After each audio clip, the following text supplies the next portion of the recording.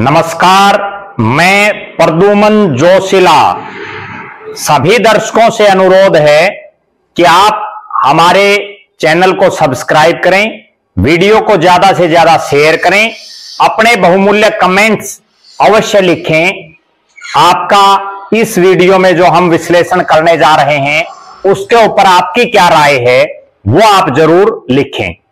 आज के इस वीडियो में हम चर्चा करने जा रहे हैं कि आखिर हरियाणा प्रदेश में कौन सा ऐसा नेता उभर करके सामने आ सकता है जिस पर हरियाणा प्रदेश की जनता आगे अपना जो है उनको नेता मान सकती है, या हरियाणा प्रदेश की जनता के लिए संघर्ष कौन नेता कर सकता है।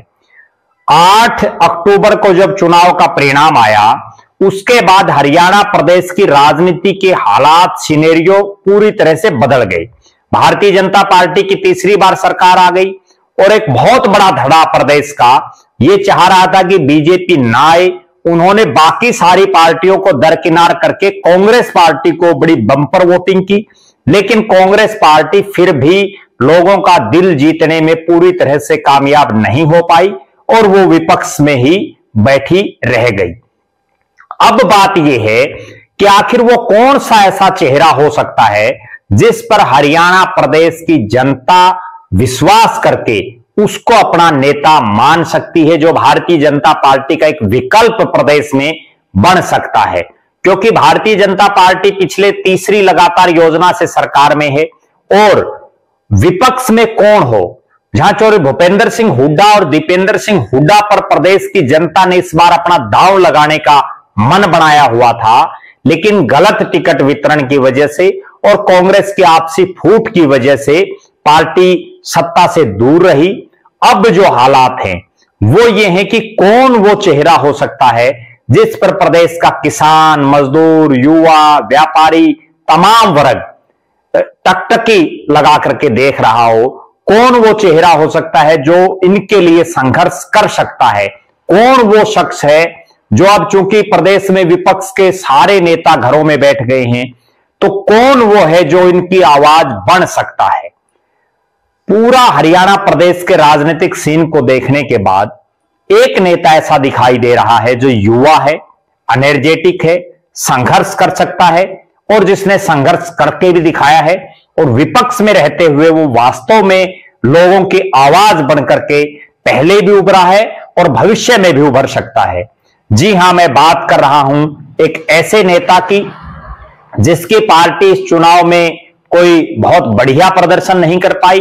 प्रदेश की जनता ने जब इन्हें जो बीजेपी और कांग्रेस दो ही ध्रुवों पर यह चुनाव रहा, तो उस लिहाज से उनकी पार्टी को अच्छे खासे वोट नहीं मिल पाए, लेकिन इतना तय है कि वो संघर्षशील हैं और संघर्ष के बल पर दोबारा वापसी कर सकते हैं। मैं बात कर रहा हूं जननायक जनता पार्टी के नेता, पूर्व उप मुख्यमंत्री, हिसार के पूर्व सांसद, उचाना के पूर्व विधायक दुष्यंत चौटाला की। दुष्यंत चौटाला जिनका जन्म 3 अप्रैल 1988 को हुआ, उनके पिताजी डॉक्टर अजय सिंह चौटाला, माता नैना चौटाला और उनकी पत्नी मेघना अहलावत, जिनसे 2017 में उनकी शादी हुई। और दुष्यंत चौटाला ताऊ देवीलाल के पड़पोते हैं और राजनीति उनको विरासत में मिली है। भले ही राजनीति उनको विरासत में मिली हो, लेकिन वो राजनीति में विपरीत परिस्थितियों में आए हैं। वो खुद भी नहीं चाहते थे इस राजनीति में आना, लेकिन 2013 में एक ऐसी घटना घटी जब उनके पिताजी और उनके दादाजी को जेबीटी का जो मामला था उसमें जेल हो गई, और उसके बाद विदेश में पढ़ रहे दुष्यंत चौटाला को हरियाणा प्रदेश की अपनी सरजमी पर वापस आकर के राजनीतिक में कदम उठाना पड़ा। और 2014 का पहला चुनाव उन्होंने अपने जीवन में लड़ा, जब 26 साल की उम्र में वो हिसार लोकसभा क्षेत्र से इंडियन नेशनल लोकदल पार्टी की टिकट पर चुनाव लड़कर के जीते और उन्होंने पूर्व मुख्यमंत्री चौधरी भजनलाल के बेटे कुलदीप बिश्नोई को उन्हीं के घर हिसार में चुनाव हराया। इस चुनाव की चर्चा न केवल हरियाणा प्रदेश बल्कि पूरे देश और दुनिया में हुई, और 26 साल की उम्र में सबसे युवा सांसद बनने का रिकॉर्ड दुष्यंत चौटाला ने अपने नाम किया। युवा सांसद बनकर के उन्होंने कई ऐसे काम किए जो पूरी जिंदगी भर याद रखे जाएंगे। चाहे खेतों की ढाणियों में अपनी एमपी लेड से उन्होंने जो सांसद निधि कोष है उससे जो पैसा दिया, चाहे उन्होंने पीने के पानी के जो टैंकर गांव में, ढाणियों में, शहरों में उपलब्ध करवाए, वो वास्तव में एक बड़ी लकीर उन्होंने खींचने का काम किया। इससे पहले जितने सांसद यहां से बने, पूरे प्रदेश से बने, उनके पास इस तरह का कोई जो जनहित का कार्य जो इतने बड़े स्तर पर जिससे फायदा हो सके वो उन लोगों ने नहीं किया था। लेकिन दुष्यंत चौटाला ने वो करके दिखाया। ना केवल ये, बल्कि देश की संसद में जब ट्रैक्टर पर टैक्स लगाया गया तो भी वो ट्रैक्टर लेकर के संसद में जाने वाले भारत के पहले सांसद बने थे, इकलौते सांसद वो बने थे। और उन्होंने वहां जो है पहले संसद में संघर्ष किया, सड़कों पर संघर्ष किया, और 5 साल जब वो सांसद रहे, निश्चित रूप से उन्होंने प्रदेश की जनता की आवाज सड़क से और संसद तक उठाने का काम किया।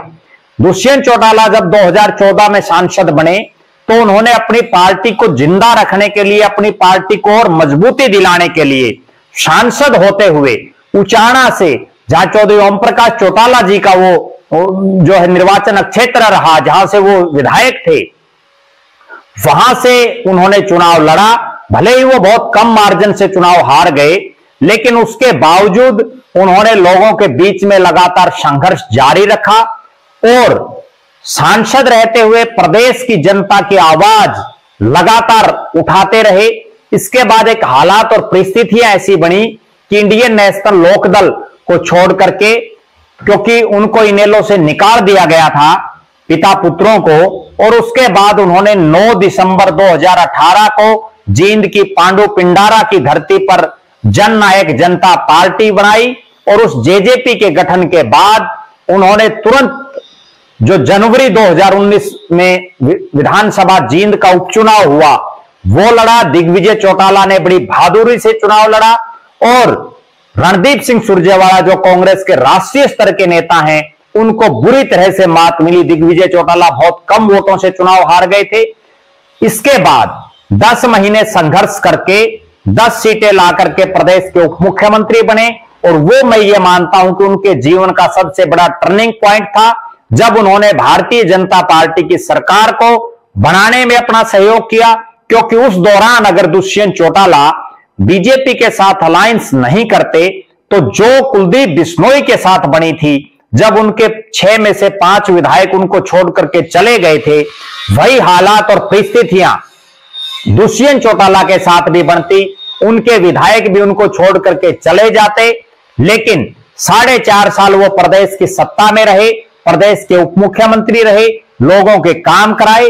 उन्होंने किसानों के लिए जो एक बहुत दूरगामी सोच का जो उन्होंने एक निर्णय लिया, किसानों की फसलों को मंडियों में बेच करके तुरंत जो है उनके खातों में जो पैसे आए, वो वास्तव में एक दूरगामी सोच का उनका उदाहरण था। इसके बाद दुष्यंत चौटाला, चूंकि उस समय किसान आंदोलन चला राज्य में, और किसान आंदोलन में भी उनको बहुत ज्यादा स्तर पर काम करने का अवसर नहीं मिल पाया सरकार में।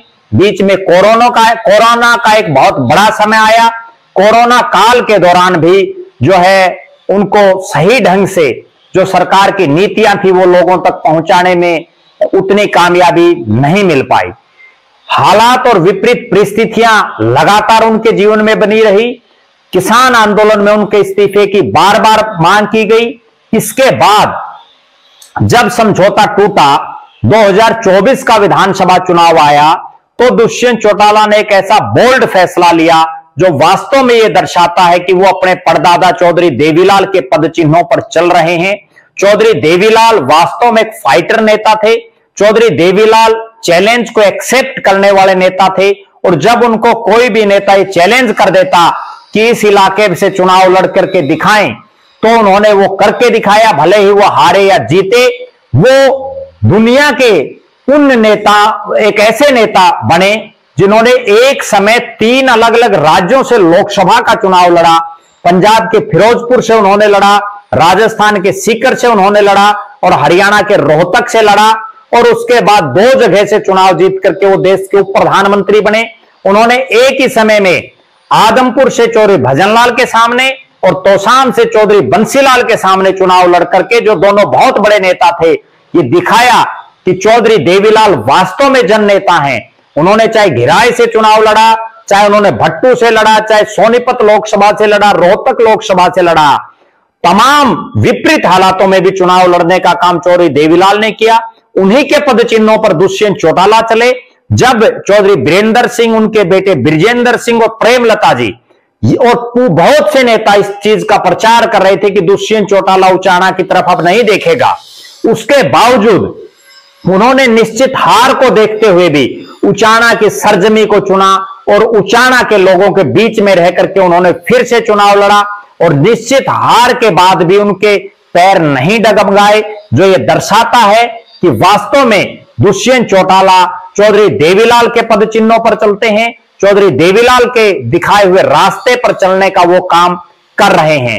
दुष्यंत चौटाला ने 10.5 साल के अपने राजनीतिक कैरियर में 5 चुनाव लड़े, जो विरला ही नेता लड़ पाते हैं, और इन 5 चुनाव में वो 2 जीते 3 हारे। उसके बावजूद लगातार उनका संघर्ष जारी है। अब हम बात करते हैं कि भविष्य में क्या हो सकता है। भविष्य में चूंकि हरियाणा में विपक्ष में राजनीतिक शून्यता आ चुकी है, विपक्ष में कोई ऐसा नेता नहीं दिखाई दे रहा जो प्रदेश के किसान की, मजदूर की, छोटे व्यापारी की, दुकानदार की, महिलाओं की, युवाओं की आवाज को उठा सके। एक नेता सिर्फ दिखाई दे रहा है जो संघर्ष कर सकता है, जिसने ये करके भी दिखाया है जब वो 5 साल विपक्ष में था। वो नेता है दुष्यंत चौटाला। मेरा ऐसा मानना है कि दुष्यंत चौटाला अपने छोटे भाई दिग्विजय चौटाला, जिनको फायर ब्रांड नेता माना जाता है, और अपने पिता अजय सिंह चौटाला और माता नैना चौटाला और जेजेपी की एक बहुत बड़ी जो टीम है, उसके साथ लग करके एक बार फिर से प्रदेश में विपक्ष का एक बड़ा रोल वो निभा सकते हैं, संघर्ष कर सकते हैं। बहुत से ऐसे नेता हमें मिल जाते हैं जो दुष्यंत चौटाला की इस हार के बाद भी, उनकी पार्टी की इस हार के बाद भी लगातार जेजेपी का प्रचार और प्रसार करने में लगे हैं। एक नेता का मैं आपको उदाहरण देता हूं। तोशाम विधानसभा क्षेत्र है, चौधरी बंसीलाल का विधानसभा क्षेत्र रहा है। वहां से कृष्ण बजीणा हैं, जो प्रदेश के सचिव रहे हैं पार्टी के, अभी फिलहाल वो जिला प्रभारी हैं जननायक जनता पार्टी के भिवानी जिले के। वो ना केवल तोशाम विधानसभा क्षेत्र बल्कि भिवानी जिला और पूरे हरियाणा प्रदेश में लगातार दुष्यंत चौटाला और जननायक जनता पार्टी की नीतियों का प्रचार करने में लगे हुए हैं। और ना केवल कृष्ण बजीणा बल्कि उनके साथ साथ बहुत से और लोग भी हैं जो लगातार पार्टी को आगे बढ़ाने में इन विपरीत हालातों में भी लगे हुए हैं। निश्चित रूप से मेरा ऐसा मानना है कि नए साल से एक नया सवेरा हरियाणा की राजनीति में होगा। दुष्यंत चौटाला अपने परदादा चौधरी देवीलाल की तरह, जिस तरह से उन्होंने संघर्ष किया था जब उनकी चौधरी भजनलाल जी ने सरकार नहीं बनने दी थी, और उसके बाद वो लगातार सड़कों पर रहे, और 1987 में न्याय युद्ध जो उनका लगातार चला, 1987 में एक ऐसी वेव आई प्रदेश में कि एक तरफा लहर उनकी बनी। इसी तरह से प्रदेश की जनता के बीच में दुष्यंत चौटाला जाएंगे और वास्तव में वो दोबारा से संघर्ष करके अपने आप को, अपनी पार्टी को फिर से स्थापित करने का प्रदेश में काम करेंगे। और पिछली सरकार में चूंकि वो केवल एक हिस्सेदार थे, हो सकता है इस संघर्ष के दम पर अगली सरकार वो खुद के बलबूते पर बना लें। इन तमाम राजनीतिक घटनाक्रम पर हमारी नजरें बनी रहेंगी। आप लगातार हमारे साथ बने रहें। हमारे फेसबुक पेज को लाइक और फॉलो करें, यूट्यूब पर चैनल को सब्सक्राइब करें, बेल आइकन घंटी का बटन अवश्य दबाएं, वीडियो को ज्यादा से ज्यादा शेयर करें, अपने बहुमूल्य कमेंट्स अवश्य लिखें। बहुत बहुत धन्यवाद। आपका अपना प्रद्युमन जोशीला।